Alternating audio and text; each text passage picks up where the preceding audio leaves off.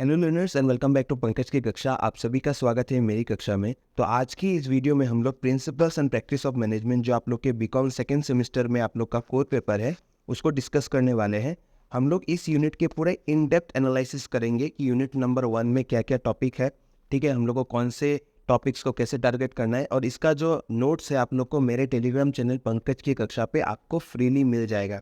आप लोग को principles and practice of management, फिर आप लोग का प्रिंसिपल्स ऑफ मार्केटिंग, फिर आप लोग का इकोनॉमिक्स, कॉर्पोरेट अकाउंटिंग, बहुत सारे सब्जेक्ट्स का आपको नोट्स वहाँ पे मिल जाएगा फ्रीली। तो आप लोग उसका जो लिंक है, टेलीग्राम चैनल का जो लिंक है, आपको मेरे चैनल के डिस्क्रिप्शन, मतलब इस वीडियो के डिस्क्रिप्शन में भी मिल जाएगा, ठीक है। तो बिना टाइम वेस्ट किए हम लोग डायरेक्टली चलते हैं यूनिट नंबर 1 पे। यूनिट नंबर 1 जो है आप लोग का principles and practice of management का, वहाँ पे हम लोग का बहुत सारे टॉपिक्स है, क्रिटिकल थ्योरीज है, ठीक है। आज जितना होगा हम लोग इसको पढ़ेंगे और आगे जाके इसका अगर सेकेंड पार्ट या थर्ड पार्ट का अगर ज़रूरत होगा तो हम लोग उसको भी कर लेंगे, ठीक है।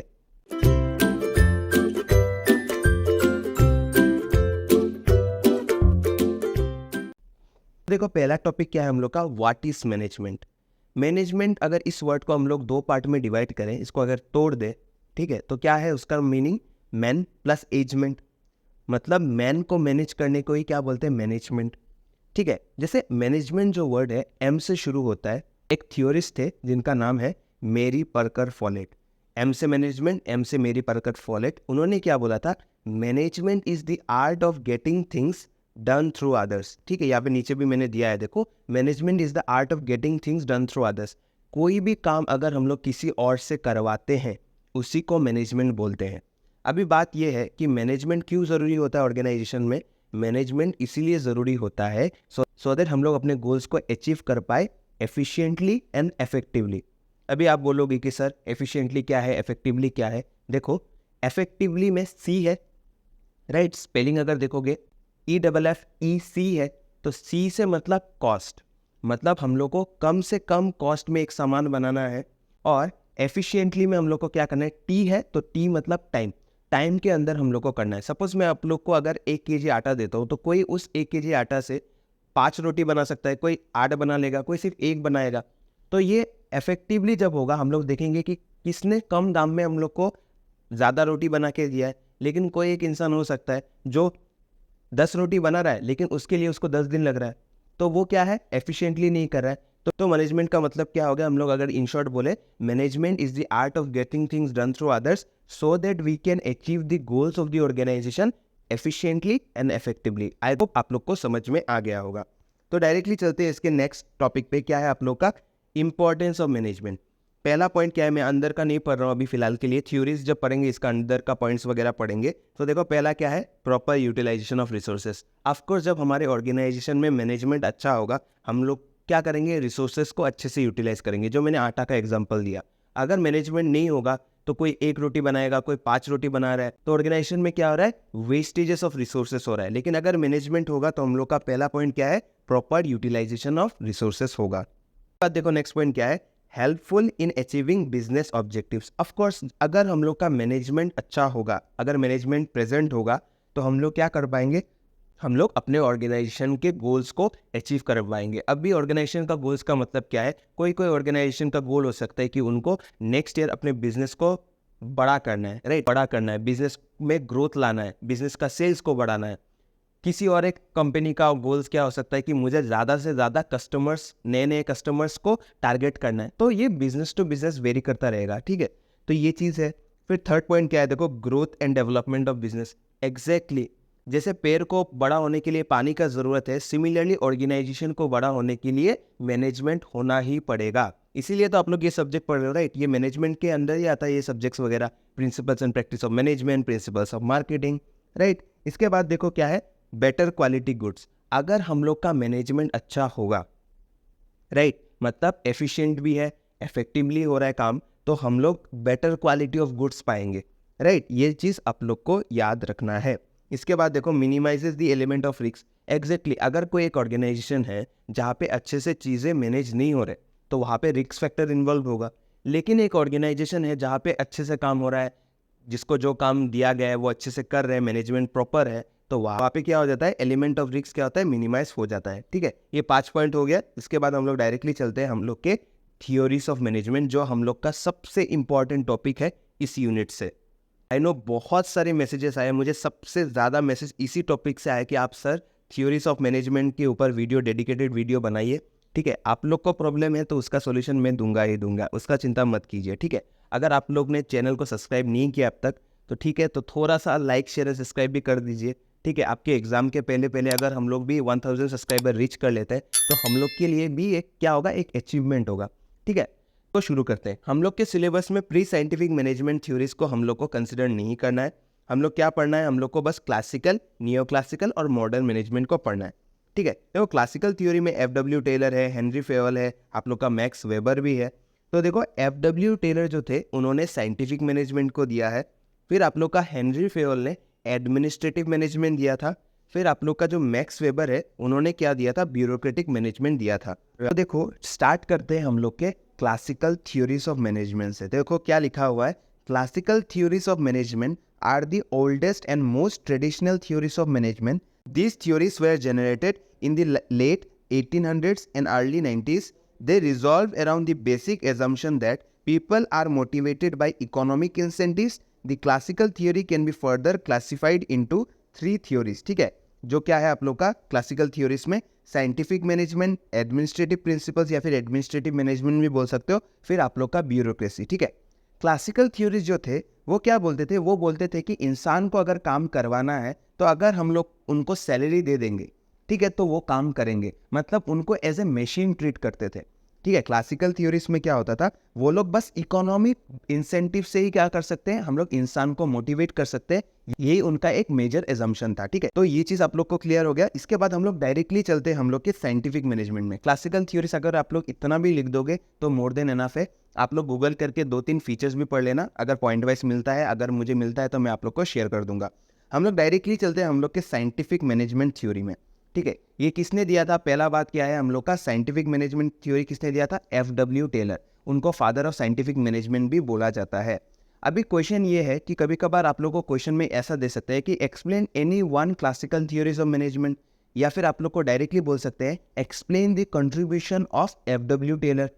ठीक है, या फिर डायरेक्टली अगर इजी पानी वाला आप क्वेश्चन अगर देते हैं तो डायरेक्टली बोल देंगे explain the scientific management theory given by F W. Taylor. अभी बात ये है, ये कैसे हम लोग को आंसर को स्टार्ट करना है। देखो पहले हम लोग को क्या लिखना है, this theory was propounded by Frederick Winslow Taylor. ठीक है, डब्ल्यू लिखा है, फ्रेडरिक विंस्लो टेलर।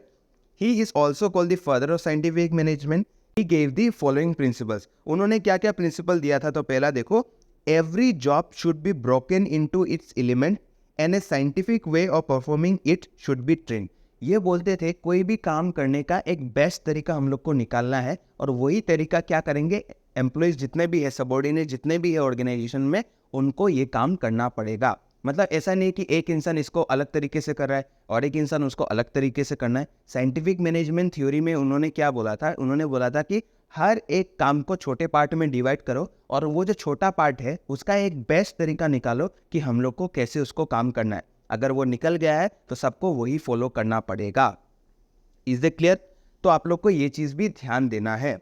ठीक है, इसके बाद हम लोग डायरेक्टली चलते हैं। इसके बाद नेक्स्ट प्रिंसिपल क्या है, workers should be scientifically selected with the right attitude and the ability and B properly train. ये बोलते थे कि अगर हम लोग ऑर्गेनाइजेशन में कोई एम्प्लॉय को हायर कर रहे हैं तो हम लोग को क्या करना है, बहुत सारे प्रोसेस करके जाना पड़ेगा, कि मतलब हम लोग को क्या करना है, हम लोग को साइंटिफिकली उनको हायर करना पड़ेगा। साइंटिफिकली हायर करने का मतलब होता है कि पहले क्या होता था, पहले ऑर्गेनाइजेशन में, जैसे आप लोग का क्लासिकल के पहले क्या होता था कि ऑर्गेनाइजेशन में आपको काम करना है, आ जाओ, उसको काम आता है नहीं आता है हम लोग कुछ घंटा नहीं देखते थे। लेकिन साइंटिफिक मैनेजमेंट के जो थ्योरिस्ट थे, जो हम लोग के फ्रेडरिक विंस्लो टेलर थे, उन्होंने बोला कोई भी एम्प्लॉय को अगर हम लोग हायर कर रहे हैं तो हम लोग देखेंगे कि उसके पास कोई स्किल है कि नहीं, या वो इस ऑर्गेनाइजेशन के लिए फिट बैठता है या नहीं। राइट, अगर उसको कंप्यूटर का नॉलेज है ही नहीं तो उसको कंप्यूटर में क्यों बिठाएंगे, राइट, या फिर उसको काम आता ही नहीं है तो ऑर्गेनाइजेशन में क्यों रखेंगे, राइट। इसके बाद देखो नेक्स्ट पॉइंट क्या है आप लोग का, scientific distribution of work between workers and management. A mental revolution is needed which means creation of mutual trust between workers and management. ये बोलते थे कि हम लोग को, जब हम लोग वर्क्स को डिवाइड करें, काम जो है उनको डिवाइड करें, मतलब ऑर्गेनाइजेशन में जो मैनेजमेंट के जो जितने भी हेड्स होते हैं, जब वो लोग काम को डिवाइड करते हैं, उन लोग को अच्छे से काम को डिवाइड करना पड़ेगा, ऐसा नहीं है कि किसी के अंदर ज़्यादा हो गया, राइट, किसी के अंदर कम हो गया, हम लोग को प्रॉपर डिवीजन करके देना पड़ेगा सो दैट क्या है, एक म्यूचुअल ट्रस्ट रहे हम लोग के वर्कर्स और मैनेजमेंट के बीच में, ठीक है। इसके बाद नेक्स्ट पॉइंट क्या है आप लोग का, देखो, maximum output in place of restricted output should be produce as it is beneficial for both management and workers. ये बोलते थे हम लोग को अपने आउटपुट को, मतलब इनपुट का मतलब पता है ना, ऑर्गेनाइजेशन में जितना रॉ मटेरियल्स लाया, जितना खर्चा किया, वो बोलते थे कि हम लोग को आउटपुट में ध्यान देना है कि हमको मैक्सिमम आउटपुट प्रोड्यूस करना है, राइट। ऑर्गेनाइजेशन में जितना भी इनपुट हो रहा है उससे ज़्यादा आउटपुट होना चाहिए। ये किसने बोला था, हम लोग के फ्रेडरिक विंसलो टेलर जी ने, ठीक है। इसके बाद देखो उन्होंने बहुत सारे टेक्निक्स को लाया, ठीक है। टेक्निक्स में क्या है, पहला है आप लोग का टाइम स्टडी। टाइम स्टडी क्या करता है, देखो, this study emphasises that the ideal time to complete a job should be identified so that the efficiency of workers can be increase. ये बोलते थे कि हम लोग को देखना है कि ऑर्गेनाइजेशन में एक प्रॉपर टाइम के अंदर हम लोग को कोई काम करना पड़ेगा। सपोज एक काम दिया गया है कि सपोज तुम लोग को ये डिस्ट्रीब्यूशन चैनल, मतलब मान के चलो गन्ने का जूस बनाना है, गन्ने का जूस बनाने के लिए पहले गन्ना लाना पड़ेगा। गन्ना जब ऑर्गेनाइजेशन में, मतलब फैक्ट्री पे आ गया, उसको प्रोसेस करने के लिए हम लोग ने सोचा कि 2 घंटा टाइम लगना चाहिए। वो 2 घंटा हम लोग ने टाइम को फिक्स कर दिया है, तो उस 2 घंटे के अंदर ही हम लोग को ये चीज़ खत्म करना पड़ेगा, मतलब प्रॉपर फिक्स टाइम हम लोग को फिक्स करते रहना पड़ेगा। इसके बाद देखो मोशन स्टडी। मोशन का मतलब क्या है, देखो, this study studies the ideal type and number of movements to complete a task so that the workers can be train accordingly and generate maximum output. ये बोलते थे कि सपोज एक ऑर्गेनाइजेशन में, सपोज तुमको एक काम दिया गया, जैसे सेम हम लोग को गन्ने को प्रोसेस करके जूस बनाना है। अभी उसके लिए कितना मूवमेंट्स होगा, सपोज तुमको इस टेबल से वहां तक जाना है, बस यही काम था। लेकिन अगर तुम उससे ज़्यादा मूवमेंट कर रहे हो, जहाँ पे ज़रूरत नहीं है तुम वहाँ पे भी जा रहे हो, तो उससे क्या होगा, हमारे फ्रेडरिक विंसलो जी ने बोला है ऐसा नहीं चलेगा। हम लोग मोशन स्टडी भी करेंगे और हम लोग टाइम स्टडी भी करेंगे, टाइम को भी देखेंगे, फिर तुम्हारा मूवमेंट को भी एनालाइज करेंगे। ये किसने बोला था, हम लोग के फ्रेडरिक विंसलो टेलर जी ने, FW टेलर ने। फिर ये देखो, ये चीज़ तो मैंने ऑलरेडी बोला है साइंटिफिक मैनेजमेंट में कि standardisation and simplification, every output should be of a specified standard and in order to do that simplification of task is must. ये बोलते हैं कि हम लोग अगर कोई भी काम कर रहे हैं तो उसमें स्टैंडर्डाइजेशन होना चाहिए, कि एक बेंचमार्क होना चाहिए कि इतना हम लोग को रीच करना ही है। अगर हम लोग ने अपना क्वालिटी ऑफ प्रोडक्ट्स को बनाया है तो उस स्टैंडर्ड में ही होना चाहिए, राइट। अगर आप लोग ये नेट जियो वगैरह देखते हो तो वहाँ पे दिखाते हैं कि जब वो लोग चीज़ें बना लेते हैं तो थोड़ा सा वहाँ से एक सैंपल निकाल के टेस्ट करते हैं, देखते हैं क्वालिटी ऑफ द प्रोडक्ट्स की सेम है कि नहीं, सो दैट हर एक प्रोडक्ट में वो यूनिफॉर्मिटी रहे। ये चीज़ किसने बोला था, हम लोग के FW टेलर जी ने। इसके बाद देखो क्या है हम लोग का साइंटिफिक टास्क प्लानिंग। ये क्या बोलता है, each job should B planned in a systematic manner with step by step approach. ये बोलते हैं कोई भी काम करने का, जो ऑलरेडी मैंने बोला है, कोई भी काम करने का एक सिस्टमेटिक अप्रोच होना चाहिए, राइट। मतलब ऐसा नहीं है कि कोई इसको अलग तरीके से कर रहा है, कोई और एम्प्लॉय आया है वो किसी और तरीके से कर रहा है, हम लोग को एक सिस्टमेटिक वे से चलना पड़ेगा। इसके बाद देखो क्या है, डिफरेंशियल पीस रेट सिस्टम। इसका मतलब क्या है, देखो सबसे इंपॉर्टेंट है, ये आप लोग को डायरेक्टली 2 मार्क का भी आ सकता है। क्या है, देखो, different piece rate should be advocated for efficient and inefficient employees. Example, 10 is the standard output. If any worker produces more than 10 outputs, then he or she shall be rewarded at ₹6 per unit basis, while if any worker produces 10 or less than output, then he or she shall be rewarded at ₹5 per unit basis. So an employee who produces 12 units will earn ₹72 and one who produces 8 units will earn ₹40. इसका मतलब क्या है कि suppose हम लोग ने एक standard fix किया, जैसे गन्ने का जूस वाला, कि सबको बोला है कि एक स्टैंडर्ड है 10 यूनिट। कोई अगर 10 यूनिट का क्या करेगा, स्टैंडर्ड यूनिट बना रहा है, 10 यूनिट बनाया है, टारगेट फिक्स करके दिया है, अगर 10 से ज़्यादा बना रहा है तो उसको एक्स्ट्रा बेनिफिट मिलेगा, मतलब 1 यूनिट प्रोड्यूस करने के लिए उसको एक्स्ट्रा पैसा मिलेगा। और अगर कोई स्टैंडर्ड से कम बना रहा है तो उसको पैसा थोड़ा कम मिलेगा। तो इससे क्या होगा, सबके अंदर क्या होगा, मोटिवेशन आएगा कि अरे मैं अगर कम बनाऊंगा तो मुझे पैसा कम मिलेगा, राइट। साइंटिफिक मैनेजमेंट के अंदर जो क्लासिकल थ्योरीज के अंदर आता है, मैंने पहले स्टार्टिंग बोला था वीडियो के पहले कि हम लोग इकोनॉमिक बेनिफिट्स के साथ साथ हम लोग मोटिवेशन को जोड़ रहे हैं। मतलब अगर हम लोग को कोई भी काम करवाना है, अगर उसमें इकोनॉमिक बेनिफिट्स या फिर फिनेंशियल बेनिफिट्स ऐड है तो वही क्लासिकल थ्योरीज के अंदर आता है। यही चीज़ यहाँ पे है कि अगर कोई अच्छा एम्प्लॉय ज़्यादा आउटपुट प्रोड्यूस कर रहा है तो उसको ज़्यादा पे मिलेगा, अगर कम बना रहा है तो उसको कम पे मिलेगा। इसके बाद देखो सबसे इंपॉर्टेंट जो कि है हम लोग का फंक्शनल फोरमैनशिप। ये क्या बोलता है देखो, each job should have 4 office supervisors and 4 shop supervisors. Office supervisors are the ones who take care of the administrative and written documentation, while shop supervisors are the one who help in implementation on the shop floor. The following diagrams explains the same. इसका मतलब क्या है, उन्होंने बोला कि हम लोग को फंक्शनल फोरमैनशिप में टोटल 8 फोरमैन्स चाहिए। 4 लोग क्या करेंगे, ऑफिस रिलेटेड काम करेंगे, मतलब डॉक्यूमेंटेशन, ठीक है, मतलब रिकॉर्ड्स का जो काम होगा वो ऑफिस वाले काम करेंगे। और शॉप फ्लोर में जो 4 फोरमैन रहेंगे वो नीचे के वाले काम करेंगे, माने जो ऑर्गेनाइजेशन जो वर्कर्स के साथ रिलेटेड वाले काम होंगे वो लोग वो सब काम करेंगे। ऑफिस जो ये हेडिंग है या फिर ऑफिस फोरमैन बोल सकते हो, उसके अंदर क्या क्या आता है, root clerk, instruction card clerk, time and cost clerk, ठीक है, फिर तुम लोग का डिसिप्लिनेरियन, फिर आप लोग का शॉप में कौन आता है, gang boss, speed boss, repair boss, inspector. ये चीज़ आप लोग को याद रखना है। इसके बाद देखो हम लोग को क्या पढ़ना है, उसका क्रिटिसिज्म पढ़ना है, मतलब साइंटिफिक मैनेजमेंट जो था उसका क्रिटिसिज्म क्या है। पहला पॉइंट है तुम लोग का देखो, मैकेनिस्ट अप्रोच। मैकेनिस्ट अप्रोच क्या बोलता है, this theory assumes man as machinery, it assumes more the money provided to man, more will be the number of units produce by them. इसके अंदर आप लोग पढ़ सकते हो। मैं एक चीज़ आप लोग को बताता हूँ, मैंने वीडियो के स्टार्टिंग में आप लोग को एक चीज़ बोला था कि क्लासिकल थ्योरीज के अंदर जितने भी थ्योरीज आए हैं वो लोग इंसान को एज ए मशीन कंसिडर करते हैं। वो लोग सोचते हैं कि अगर हम लोग इंसान को बहुत पैसा देंगे तो वो लोग दिन के 24 घंटे में 22 घंटे 23 घंटा काम कर लेंगे। लेकिन क्या ये प्रैक्टिकली पॉसिबल है? कोई इंसान 23 घंटा 24 घंटा 24 घंटे में 24 घंटा काम कर सकता है पैसों के लिए? नहीं कर सकता, राइट। तो यही चीज़ होता है, यही इसका एक मेजर क्रिटिसिज्म है। ये जो थ्योरी है साइंटिफिक मैनेजमेंट, वो क्या करता है, इंसान को एज ए मशीन कंसिडर करता है। यही इसका एक मेजर क्रिटिसिज्म है, ये चीज़ आपको याद रखना है।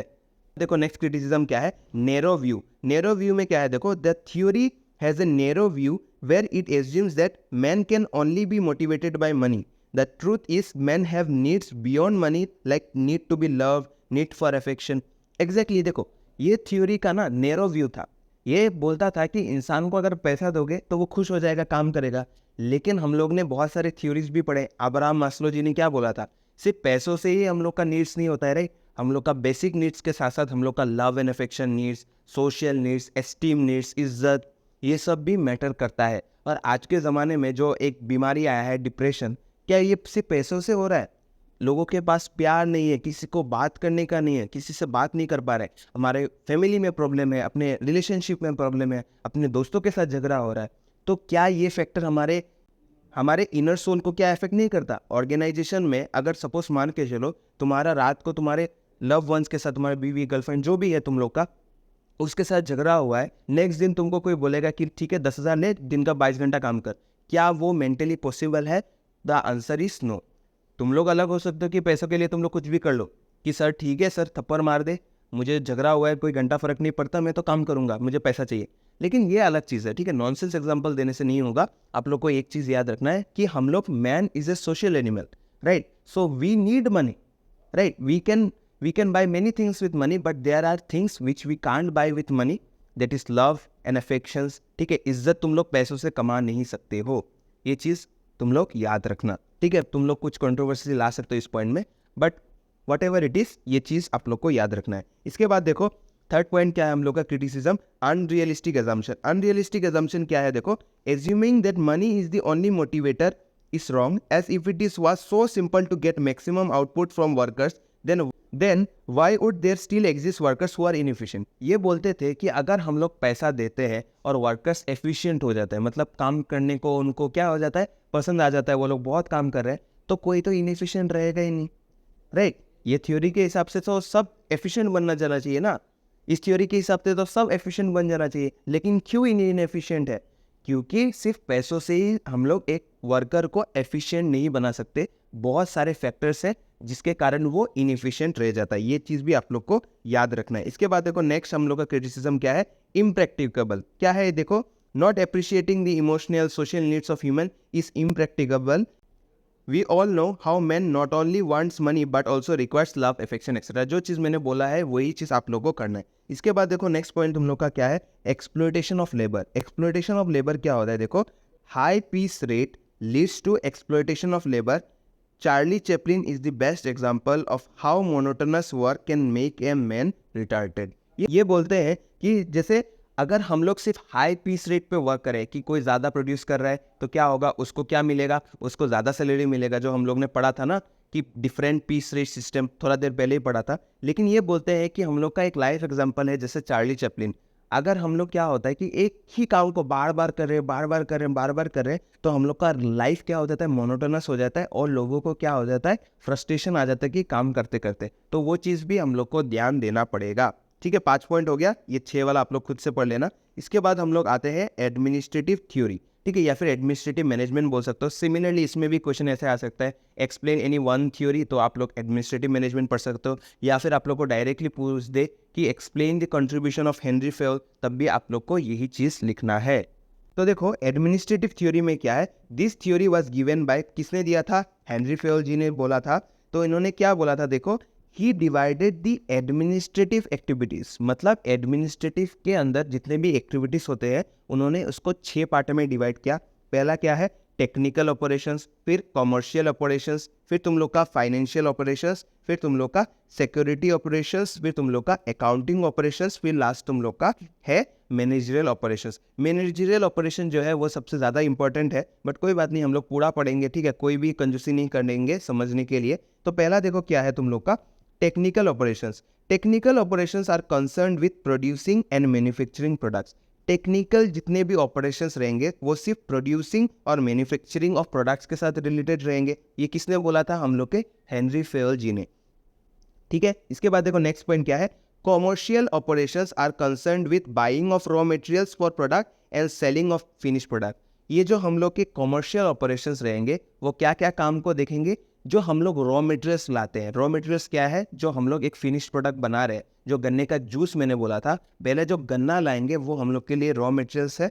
तो रॉ मटेरियल्स को लाना फॉर प्रोडक्ट, ठीक है, फॉर प्रोडक्ट डेवलपमेंट, वो हम लोग के कॉमर्शियल ऑपरेशंस में आएगा। और साथ ही साथ तो हम लोग एक फिनिश प्रोडक्ट बना रहे हैं, जो गन्ने का जूस मैंने बोला, उसका जो सेलिंग होगा, सेलिंग ऑफ फिनिश प्रोडक्ट्स होगा, वो भी हम लोग का कॉमर्शियल ऑपरेशंस पे आएगा। ठीक है, इसके बाद देखो नेक्स्ट क्या है, financial operations. Financial operations involve searching for an acquisition of capital and allocation of capital to various functions in an optimal manner. मतलब बोला गया है, देखो फिनांस रिलेटेड है, मतलब फिनेंशियल टर्म है, मतलब पैसा इन्वॉल्व है। तो यहाँ पे हम लोग सिर्फ कैपिटल के बारे में देखेंगे कि हम लोग को कैपिटल कहाँ से लाना है, राइट, हम लोग कहाँ से अपने ऑर्गेनाइजेशन में फंड्स को लाएंगे, और साथ ही साथ उसका एलोकेशन कैसे होगा। सपोज 1 करोड़ रुपया हम लोग ने मार्केट से उठाया, बहुत मल्टीपल सोर्सेस है, हो सकता है तुम्हारा खुद का पैसा, फिर तुम लोग ने बैंक से लोन लिया, राइट, वगैरह वगैरह। तो उस सोर्स को जो लाया तुमने, पैसा जो कैपिटल लाया, उसको तुम लोग कैसे एलोकेट करोगे। चलो मशीनरी में इतना दे दिया, मार्केटिंग में इतना खर्चा हो गया, ठीक है, लैंड एंड बिल्डिंग में इतना खर्चा हो गया, तो वो चीज़ का जितना भी एक्टिविटीज़ होगा वो हम लोग के फिनेंशियल ऑपरेशंस में आएगा। फिर इसके बाद देखो क्या है हम लोग का सिक्योरिटी ऑपरेशन। सिक्योरिटी ऑपरेशंस में क्या होगा, security operations refers to the adequate steps taken for safety of products and goods. मतलब सिक्योरिटी है तो हम लोग प्रोडक्ट्स को सिक्योर करने के लिए, जैसे वेयर हाउसिंग, ठीक है, हम लोग वेयर हाउस जो लेते हैं जहाँ पे हम लोग सामान को स्टोर करके रखते हैं, उससे रिलेटेड जितने भी एक्टिविटीज़ होंगे वो हम लोग के सिक्योरिटी ऑपरेशंस पे आएंगे।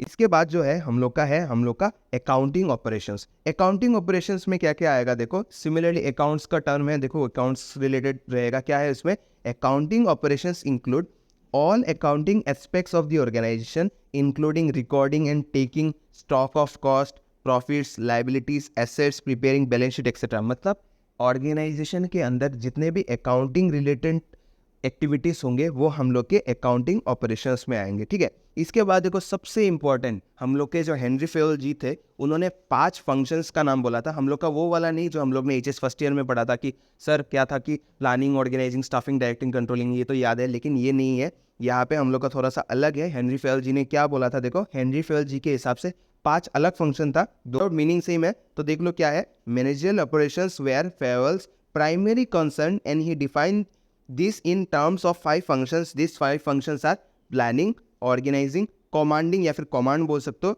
फिर आप लोग का coordination, फिर आप लोग का control। ठीक है, ये चीज़ आप लोग ना एक डायग्राम के वे से भी एग्जाम में लिख सकते हो। ठीक है, मैं नेक्स्ट वीडियो में आप लोग को ये दिखा दूंगा कि आप लोग को कैसे आंसर को प्रेजेंट करना है, तो आप लोग ये चीज़ भी पढ़ लेना। देखो प्लानिंग क्या होता है, planning means deciding in advance, ठीक है। फिर आप लोग का ऑर्गेनाइजिंग मतलब चीज़ों को ऑर्गेनाइज करना, कमांडिंग मतलब होता है कि गिविंग डायरेक्शंस, फिर कोऑर्डिनेशन मतलब क्या होता है कि हर एक एक्टिविटी एक सिंक वे में से हो। एक डांस को देखते हैं, अगर दो लोग डांस कर रहे हैं, अगर एक इंसान दूसरा स्टेप करे और एक इंसान दूसरा स्टेप करे तो उसके अंदर कोई कोऑर्डिनेशन नहीं रही है। एक एग्जांपल लेते हैं, आपको ए से ई तक जाना है तो बी सी डी इनका हेल्प तो आपको चाहिए होगा, तो वही चीज़ होता है हम लोग का कोऑर्डिनेशन। तो इसके बाद देखो लास्ट पॉइंट क्या है हम लोग का, कंट्रोल मतलब कंट्रोलिंग। कंट्रोलिंग का मतलब होता है सपोज हम लोग ने एक बेंचमार्क सेट करके रखा है कि वो कंट्रोलिंग में क्या होता है, हम लोग ने एक बेंचमार्क सेट करके रखा है कि हमारे ऑर्गेनाइजेशन में हम लोग को 1 लाख सेल्स रीच करना है। अगर हम लोग ने 1 लाख सेल्स रीच नहीं किया है, सपोज मान के चलो कि 1 साल का टारगेट रखा है कि 2025 तक हम लोग को 1 लाख सेल्स रीच करना है, ठीक है, in the month of January तक। अगर सपोज हम लोग के जनवरी मंथ पे जाके हम लोग ने जब अपना एनालिसिस किया, ठीक है, सब कुछ देखा, अगर हम लोग ने देखा हम लोग ने सिर्फ 50,000 ही रीच किया है, दैट मीन्स हम लोग ने क्या किया, हम लोग के गोल्स को आधा ही रीच किया है, राइट। सपोज उसका उल्टा भी हो सकता है कि अगर हम लोग ने 1 लाख रखा था तो हम लोग का 1,20,000 हो गया, दैट मीन्स 20,000 ज़्यादा हुआ है। तो हम लोग को क्या करना पड़ेगा, कंट्रोलिंग में क्या होता है, we have to see our planned objectives and our reality. मतलब हम लोग के जो प्लान्ड ऑब्जेक्टिव है उसके साथ साथ हम लोग ने रियलिटी में कितना अचीव किया है उसको कंपेयर करना है। अगर कोई डिविएशन है तो हम लोग को कंसिडर करना पड़ेगा।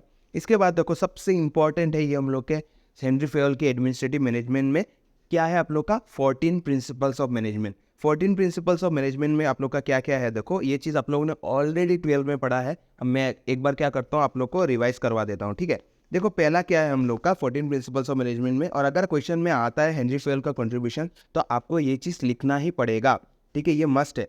पहला है आप लोग का डिवीजन ऑफ लेबर। मैं सिंपली आप लोग को बताता हूँ डिवीजन ऑफ लेबर क्या बोलता है कि सपोज कोई भी काम है तो उसको अलग अलग ऑर्गेनाइजेशन में, अगर आप लोग एग्जांपल लोगे तो अलग अलग एम्प्लॉइज में डिवाइड कर दो। मतलब डिवीजन ऑफ लेबर, कोई एक इंसान के ऊपर ज़्यादा बर्डन नहीं रहना चाहिए। सपोज एक काम है, जैसे मैंने एग्जांपल दिया था गन्ने से गन्ने का जूस, अगर वो काम को करने के लिए 10 लोग चाहिए होता है, तुम लोग ने एक ही इंसान को अगर सब 10 लोगों का काम दे दिया तो चलेगा क्या? हम लोग को क्या करना पड़ेगा, हर एक इंसान को अलग अलग रोल देना पड़ेगा। सपोज एक क्या करेगा, गन्ने को खेत से लाएगा, एक ट्रांसपोर्टेशन करके ऑर्गेनाइजेशन में मतलब इंडस्ट्री में लाएगा, फिर एक प्रोसेसिंग करेगा, एक लेबलिंग करेगा, एक पैकेजिंग करेगा, राइट। तो यही होता है हम लोग का डिवीजन ऑफ लेबर। देखो क्या लिखा है, work should be divided according to the skills and abilities of workers so that it promotes specialisation and reduces time of work. इसका मतलब क्या है, हम लोग को ऑर्गेनाइजेशन में जब काम देंगे हम लोग को देखना पड़ेगा किसका क्या स्किल है। सपोज किसी को कंप्यूटर का नॉलेज नहीं है, ठीक है, उसको पेन एंड पेपर में उसको अकाउंट्स करना आता है, तो हम लोग उसको पेन एंड पेपर वाला देंगे क्योंकि वो उसमें एक्सपर्ट है। लेकिन अगर कोई इंसान है जिसमें क्या होता है कि उसका डिवीजन ऑफ लेबर नहीं है, मतलब उसका क्या है, उसके अंदर स्किल्स नहीं है, तो हम लोग उसको वो काम देंगे ही नहीं।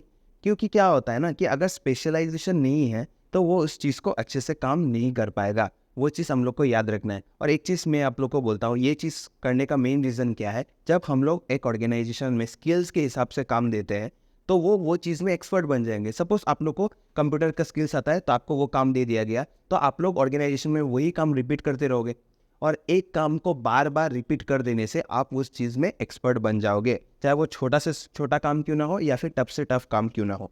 इसके बाद देखो authority and responsibility. Authority and responsibility क्या बोलता है कि इन दोनों में बैलेंस होना चाहिए। ऑथोरिटी और रिस्पॉन्सिबिलिटी में मतलब क्या है, सपोज आप लोग कॉलेज का एग्जांपल लेते हो, ठीक है, आपको सपोज मान के चलो कॉलेज में एक वर्ल्ड एनवायरनमेंट डे आने वाला है, ठीक है, 5 जून को होने वाला है, तो आपको उस चीज़ में कोई प्रोग्राम करवाना है, मतलब इवेंट करवाना है। लेकिन आपको रिस्पॉन्सिबिलिटी दिया गया, लेकिन उसके लिए आपको कुछ पावर्स ही नहीं दिया गया।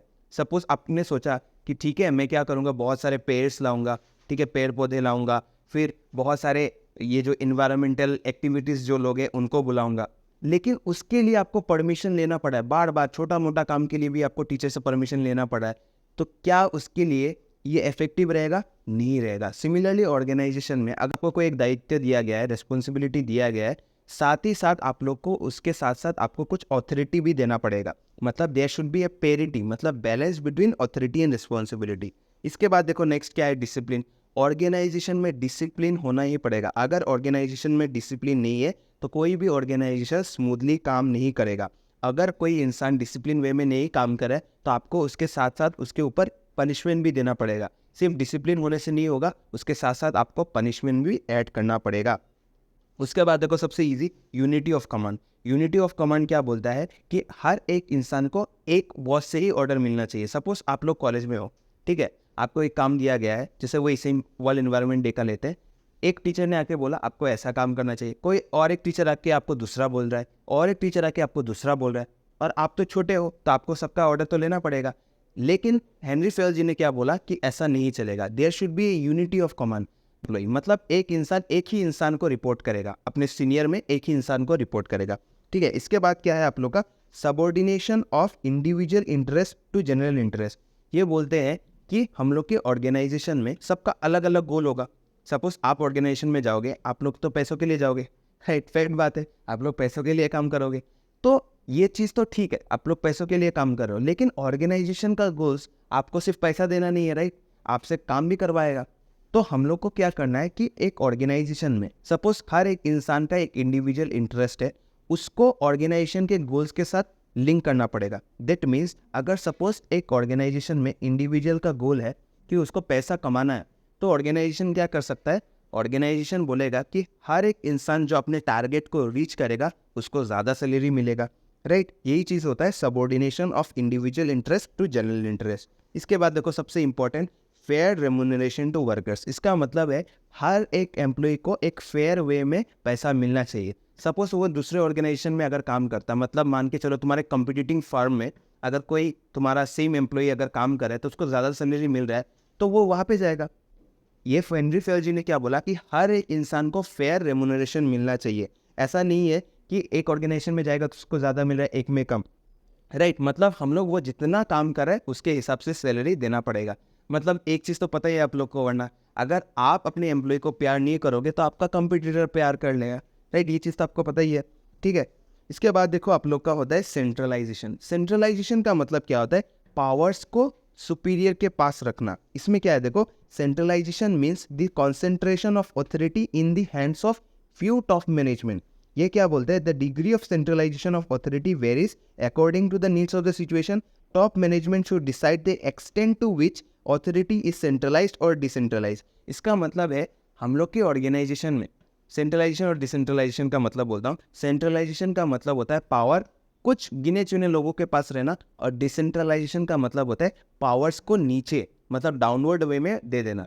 अभी ऑर्गेनाइजेशन में जैसे हम लोग का क्या है, 3 लेवल है, top level, middle level, lower level. तो टॉप लेवल नॉर्मली सेंट्रल, जैसे सेंट्रल लेवल पे रहते हैं मोदी जी जैसे है, और हमारे असम में क्या है, हेमंत बिश्व शर्मा जी है। तो मेन लीडर जो है वो कौन है, हमारे मोदी जी, मतलब सेंट्रल गवर्नमेंट, मतलब टॉप लेवल मैनेजमेंट। लेकिन कुछ कुछ पावर्स हम लोग डिसेंट्रलाइज करके रखा है कि नहीं। अगर असम गवर्नमेंट में, असम में अगर कोई भी मेजर डिसीजन लेना है तो हेमंत बिश्व शर्मा जी लेते हैं, राइट।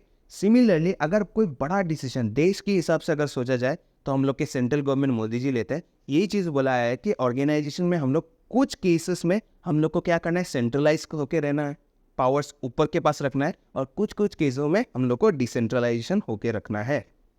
इसके बाद देखो स्केलर चेन। स्केलर चेन का मतलब क्या है, scalar chain refers to the chain of superiors ranging from the ultimate authority to the lowest ranks. This chain should be short circulated. इसका मतलब है हर एक चीज़ का एक हायरार्की होना चाहिए। सपोज मैं एक ऑर्गेनाइजेशन में लोअर लेवल पे हूँ, तो मेरा बॉस कौन है, उसका बॉस कौन है, उसका बॉस कौन है, एक हायरार्की होना चाहिए। मतलब मुझे अगर कोई एक डिसीजन लेना है, कुछ भी ऑर्गेनाइजेशन में कोई भी काम करवाना है, किसका परमिशन लेना पड़ेगा, उसका एक हायरार्की अच्छे से होना पड़ेगा। अगर वहाँ पे अगर हम लोग का स्केलर चेन नहीं है, हायरार्की अच्छे से नहीं है, तो हम लोग अपने गोल्स को रीच नहीं कर पाएंगे। इसके बाद देखो हम लोग का नेक्स्ट प्रिंसिपल क्या है, हम लोग का principle of order. Principle of order बोलता है कि हर एक सामान का या फिर हर एक इंसान का एक राइट प्लेस होना चाहिए। जैसे हमारे घर में हमारे मम्मी को पता होता है कि हम लोग का कौन सा चीज़ कौन सी जगह पे है, राइट। तो उस जगह पे अगर हम लोग जाएंगे तो वो सामान मिल जाएगा। सिमिलरली ऑर्गेनाइजेशन में हम लोग का एक ऑर्डर होना चाहिए कि कौन से जगह पे कौन रहेगा, कौन सा जॉब में कौन से इंसान को रखेंगे, राइट। इससे क्या होगा कि हम लोग के ऑर्गेनाइजेशन में एक यूनिफॉर्मिटी रहेगा, ठीक है। इसके बाद देखो इक्विटी। इक्विटी का मतलब आप लोग ऐसे भी याद रख सकते हो कि इक्वल। हर एक एम्प्लॉय को हम लोग को इक्वली ट्रीट करना चाहिए। हम लोग को कोई बायसनेस नहीं करना है, जेंडर, कास्ट या फिर कोई भी रिलीजन, कोई भी केस से हम लोग को उसको क्या करना चाहिए कि अलग से बिहेव नहीं करना चाहिए। ये चीज़ आप लोग को याद रखना है, मतलब कोई भी डिस्क्रिमिनेशन नहीं होना चाहिए, ठीक है। वीडियो बहुत लंबा हो गया बट स्टिल हम लोग इसको खत्म करते हैं आज। इसके बाद देखो नेक्स्ट क्या है, stability of tenure. Stability of tenure का मतलब है ऐसा नहीं है आप लोग ने कोई एम्प्लॉय को हायर किया, फिर आप लोग ने क्या किया, उसको एक दिन बाद ही निकाल दिया, एक हफ्ते बाद निकाल दिया। उसको एक स्टेबिलिटी देना पड़ेगा ऑर्गेनाइजेशन में, एक आप लोग को सेंस ऑफ बिलोंगिंगनेस देना पड़ेगा कि अगर आप लोग यहाँ पे काम कर रहे हो तो आप लोग को एक स्टेबिलिटी मिलेगा। देखो क्या लिखा है, employee should be given a stable tenure in an organisation so that they can become comfortable with the rules and culture of the organisation and produce productive results. इसका मतलब आपने एक ऑर्गेनाइजेशन में किसी को हायर किया, ऐसा नहीं है कि वो रूल्स एंड रेगुलेशंस को समझ ही नहीं पा रहा है तो आपने उसको निकाल दिया। एटलीस्ट एक आप लोग को एक स्टेबिलिटी देना पड़ेगा, एक टाइम बाउंड देना पड़ेगा सो दैट वो कंफर्टेबल हो जाए ऑर्गेनाइजेशन में काम करने के लिए। इसके बाद देखो इनिशिएटिव। इनिशिएटिव क्या बोलता है कि सपोज एक ऑर्गेनाइजेशन एक नया आइडिया लेके आता है कि हम लोग को गोल्स में या फिर हमारे ऑब्जेक्टिव्स ऑफ द ऑर्गेनाइजेशन को रीच करने के लिए हम लोग को ये करना है, लेकिन आपने उसको भाव ही नहीं दिया, आपने बोल दो टाटा बाय बाय चले जाओ। ऐसा नहीं होना चाहिए। ऑर्गेनाइजेशन में क्या होना चाहिए, आपको उसको एनकरेज करना चाहिए कि वो लोग भी अपने ऑर्गेनाइजेशन के लिए कुछ कुछ इनिशिएटिव ले, ठीक है, मतलब पार्ट ले ऑर्गेनाइजेशन में। ये चीज़ आप लोग को ध्यान देना है। देखो यहाँ पे लिखा भी है, it refers to the freedom to prepare a plan and execute it. The manager should encourage his subordinates so that they show initiative. इसके बाद देखो लास्ट पॉइंट क्या है आप लोग का, एस्पिरिट दी कॉर्प्स। इसका मतलब होता है यूनिटी। हम लोग को एज ए ग्रुप काम करना है। ऑर्गेनाइजेशन में सबसे इंपॉर्टेंट यही है कि हम लोग को ग्रुप में काम करना है। जैसे एक हाथ से ताली नहीं बजती, तो हम लोग को क्या करना है, हम लोग को ग्रुप एफर्ट के साथ काम करना पड़ेगा, फिर हम लोग क्या कर पाए, ऑर्गेनाइजेशन के गोल्स को रीच कर पाए। देखो क्या लिखा है, this principle implies that there should be cooperation and team work among the members of an organisation. The principle emphasises the need for team work and the importance of effective communication in obtaining it. ठीक है, इसको खत्म करते देखो last क्या है आप लोग का, क्रिटिसिज्म। क्रिटिसिज्म में क्या है आप लोग का, the effect of environment has not been taken care in this theory. यहाँ पे एनवायरनमेंट के जो इफेक्ट है उसको कंसिडर नहीं किया गया है। इसके बाद देखो human side has been completely ignored. Exactly human के जो साइड है उसको तो वो लोग ने कंसिडर ही नहीं किया। सिमिलरली यहाँ पे भी मैन को क्या किया है, एज एन मशीन ही कंसिडर किया गया है। इसके बाद देखो there is lack of empirical evidence to support his theory. ये जो थ्योरी उन्होंने दिया है उसका कोई एम्पेरिकल एविडेंस ही नहीं है, बस ऐसे बोल दिया और हम लोग मान रहे हैं। बट नो डाउट इन्होंने जो ये थ्योरी दिया था इसका आज भी हमारे ऑर्गेनाइजेशन में, ये हमारे टुडेज जनरेशन में, प्रेजेंट कॉन्टेक्स्ट में बहुत वैल्यू होता है। इसके बाद देखो नेक्स्ट क्या है, the theory states that management can be taught by what should be taught and has not been referred to. ये इन्होंने बोला कि मैनेजमेंट को हम लोग सिखा सकते हैं, लेकिन क्या सिखाना है उन्होंने तो बोला ही नहीं। ठीक है, बहुत सारे कंफ्यूजिंग टर्म्स है यहाँ पे। फिर इसके बाद देखो नेक्स्ट क्या है, there are numerous classifications of managerial functions, Fayol's management functions are not the only ones. ये बोलते हैं, ये जो क्रिटिसाइजर थे, जो भी कभी अच्छा करोगे तो क्रिटिसाइजर्स तो रहेंगे, ये बोलते हैं कि मैनेजमेंट के जितने भी फंक्शंस है, ये हेनरी फेयल जी बस नहीं थे, बहुत सारे लोग ने अलग अलग फंक्शन दिया है, तो ये एक लौते नहीं है। देखो लास्ट वाला क्या है, the principles of management can not be universally applied. इसका मतलब है ये जो प्रिंसिपल्स ऑफ जो मैनेजमेंट है ये हम लोग का यूनिवर्सल, इसका एप्लीकेबिलिटी नहीं है। यही चीज़ आप लोग को ध्यान देना है। तो इस वीडियो में हम लोग ने सिर्फ 2 ही थ्योरीज पढ़ा। हम लोग ने मैनेजमेंट का मीनिंग, मैनेजमेंट का इंपॉर्टेंस, ये चीज़ भी पढ़ा है और डिटेल वे में पढ़ा है। थोड़ा सा वीडियो लंबा हुआ है। नेक्स्ट वीडियो में जल्दी कल या फिर परसों तक आ जाएगा आप लोग का कंपैरिजन, फिर आप लोग का जो ब्यूरोक्रेटिक मैनेजमेंट है, फिर आप लोग का नियो क्लासिकल जो है, उस पार्ट को हम लोग पढ़ लेंगे। तो जल्दी मिलते हैं नेक्स्ट कक्षा में। तब तक के लिए अपना ध्यान रखें और ऑफकोर्स आप लोग को क्या करना है, आपको अपना कलम, किताब और फ़ोन लेके हाजिर हो जाना है। धन्यवाद।